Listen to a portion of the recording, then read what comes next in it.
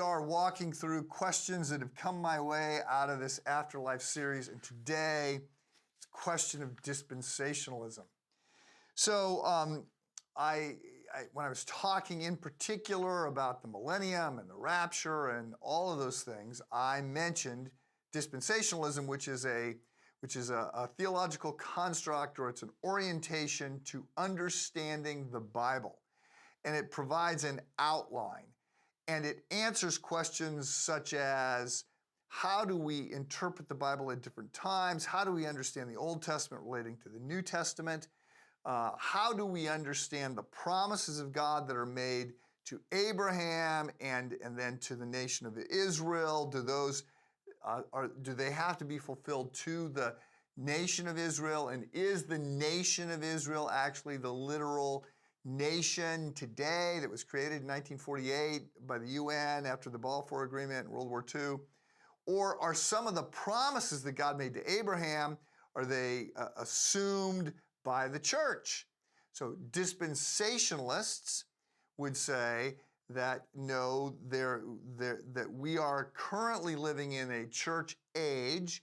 We're living in a little parentheses, but then the church will be raptured, and that the promises of God that were unfolding throughout the Old Testament, first part of the New Testament, are going to be refocused on the Jews.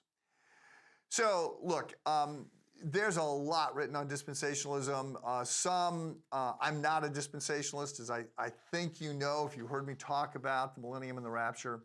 I would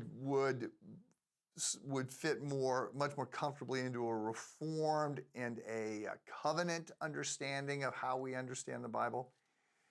I don't spend a lot of time talking about these things because I feel like they can be intramural debates. I do think that dispensationalism sort of it emerges. It certainly gets its emphases, or it gets its focus coming out of in the 1800s by a Bible teacher named Darby. And then it really sort of takes off when Schofield writes his reference Bible, and it's got all these footnotes in it and explanations of how to understand different passages. So the Schofield reference Bible was a dispensational guidebook, and then you also have the same kind of thing with Ryrie, Charles Ryrie, that was big in the 80s. So I mentioned dispensationalism. I just don't take people there.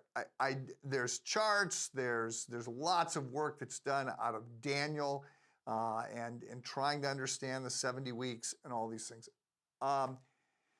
Yes, I've been in these conversations for a long time, and I'm sure I'll be in them again. I'm sure some of you are going to write to me right now and try to persuade me. Here's what I would say. I don't think we've got a lot of clarity on how the future is going to unfold in the kind of specificity that a lot of dispensationalists would suggest or would look for. But I think we've got great confidence in the future and how it will unfold because of who Jesus is. And I think that when we look, all these pieces will make sense.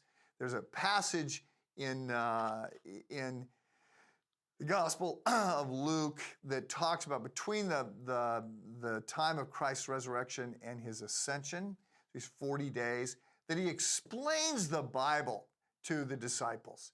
And he points out how the law and the prophets were pointing to him. The Bible holds together. And I understand the desire or the instinct by dispensationalists to try and pull this together in a tighter way than I think is there. But I just want to say, look, God wins, right? I mean, we don't know how the next days, weeks, months, the world, we got, as I record this, there's 2 hot wars and 1 cold war, and it's not like the world's on fire, but it seems like it could be close. And I know that makes a lot of people anxious, and I understand that. But you can be faithful today. You can live for Christ today. You can trust in God today. You can embrace a non-panicked, non-anxious presence today because of your confidence that the one who created the world, the one who sent his son as an infant, That Son is going to return in victory and power. We can rest in Jesus. The details will work themselves out. Have a good day.